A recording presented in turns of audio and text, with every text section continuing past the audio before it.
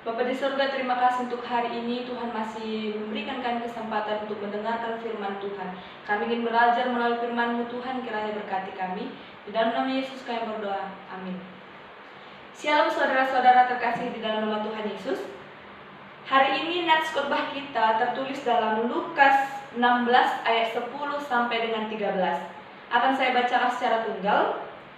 Barang siapa setia dalam perkara-perkara kecil, ia setia juga dalam perkara-perkara besar.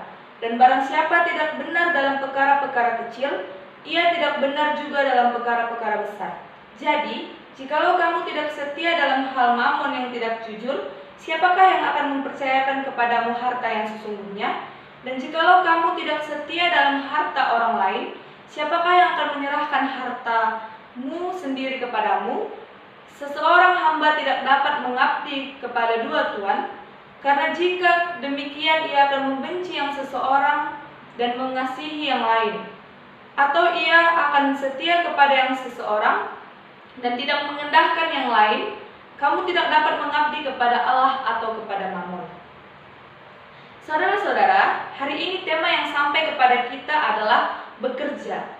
Pada mulanya, ketika Allah menciptakan manusia, maka manusia diberi mandat oleh Allah untuk mengusahakan dan memelihara bumi. Di dalam Kejadian 2 ayat 15. Jadi, bekerja sudah merupakan tugas seorang manusia di dalam hidupnya, supaya dengan bekerja seseorang dapat memelihara kehidupannya dan memenuhi kebutuhannya. Jadi, di dalam Lukas 16 ini, Yesus berbicara kepada murid-murid tentang seorang bendahara yang tidak jujur. Jadi di sini Yesus mengistilahkan sebuah perumpamaan. Untuk memahami ayat 10 sampai dengan ayat 13 ini, kita harus mengerti tentang perikop yang diceritakan. Di sini diceritakan ada seorang kaya yang memiliki bendahara. Namun, bendahara ini telah menghamburkan milik tuannya. Menghamburkan artinya menggunakan secara tidak baik atau menggunakan secara berlebihan untuk kepentingan dirinya sendiri. Di sini bendahara hendak dipecat oleh tuannya itu. Namun, bendahara berpikir, jikalau ia dipecat, apa yang ia lakukan? Bendahara sudah mengetahui kesalahannya, namun ia tidak minta maaf kepada tuannya atas kesalahannya itu. Yang ia lakukan adalah mendatangi setiap orang-orang yang memiliki hutang kepada tuannya dengan menghamburkan harta kekayaan tuannya kembali.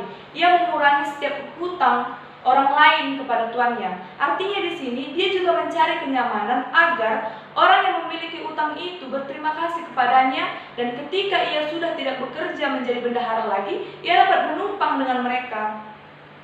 Lalu di ayat yang ke-8, apa yang dikatakan tuannya itu kepadanya? Sungguh cerdik bendahara itu bagaikan orang-orang duniawi.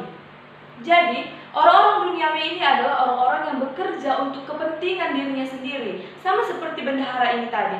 Dia bekerja untuk memenuhi keinginan duniawinya. Ia menghamburkan kekayaan orang lain. Nah, ketika kita orang-orang duniawi bekerja untuk memenuhi keinginan duniawi saja, ini bukanlah pekerjaan yang baik. Artinya, di dalam bekerja, fokus kita sekarang siapa? Apakah kita fokus kepada kekayaan, jabatan, kekuasaan, kemewahan, atau fokus kita adalah orang-orang rohani? Fokus kita kepada Tuhan di dalam bekerja. Jadi, di ayat yang ke-10 sampai dengan ke-13 ini, di sini Yesus memberikan kesimpulan dari bendahara yang ia ceritakan tadi. Yesus berkata, barang siapa yang setia dalam perkara kecil, ia akan setia dalam perkara besar. Barang siapa yang setia, benar, jujur dalam pekerjaan yang kecil, maka pekerjaan itu akan membentuk diri seseorang, membentuk karakter, komitmen seseorang untuk setia dalam pekerjaan yang kecil.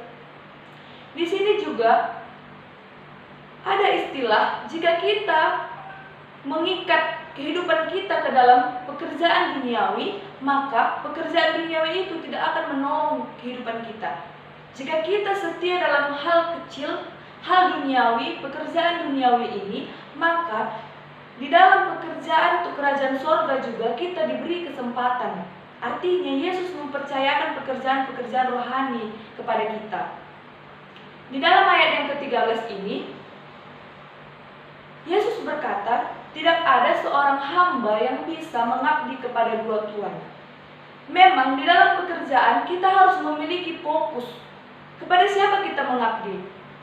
Maka di dalam fokus itu nanti kita bisa mengorbankan diri kita sepenuhnya untuk pekerjaan itu.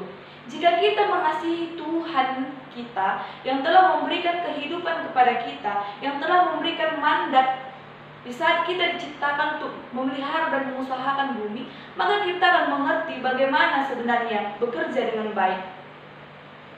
Jikalau kita bekerja fokusnya hanya untuk Tuhan, maka kita akan melakukan segala pekerjaan kita dengan sepenuh hati, bukan untuk manusia, melainkan untuk Tuhan. Nah, pada zaman sekarang ini, banyak sekali pemuda yang tidak mengerti lagi arti bekerja keras di dalam hidupnya. Banyak sekali orang muda yang hanya melihat hasil, namun tidak peduli kepada proses. Sehingga banyak sekali kata melelahkan, membosankan, gaji tidak sesuai. Hal itu menjadikan kemalasan untuk tidak bekerja, hanya nongkrong, pengangguran. Bahkan masa muda itu harus digunakan untuk bekerja. Bagaimana kita bisa bekerja dengan dua hal? Di dalam hidup kita harus bekerja dari dua hal. Bekerja untuk memenuhi kehidupan kita, duniawi kita, seperti makanan, minuman, pakaian. Dan yang kedua, bagaimana kita bisa bekerja untuk pekerjaan yang rohani. Pemuda zaman sekarang ini juga sudah jarang ikut ke gereja, ikut ke PA, karena alasan-alasan yang duniawi. Di sini kita diajarkan untuk setia di dalam pekerjaan kita, setia ketika kita masih hidup di dunia, agar ketika Yesus datang dari sorga ke dunia ini, Yesus juga mempercayakan kita untuk bersama-sama dengan Dia. Bukti dari kesetiaan kita kepada Yesus di dalam bekerja adalah melalui pekerjaan kita, perbuatan kita. Jadi saudara-saudara terkasih, melalui nats ini kita diajarkan untuk bekerja dengan sepenuh hati.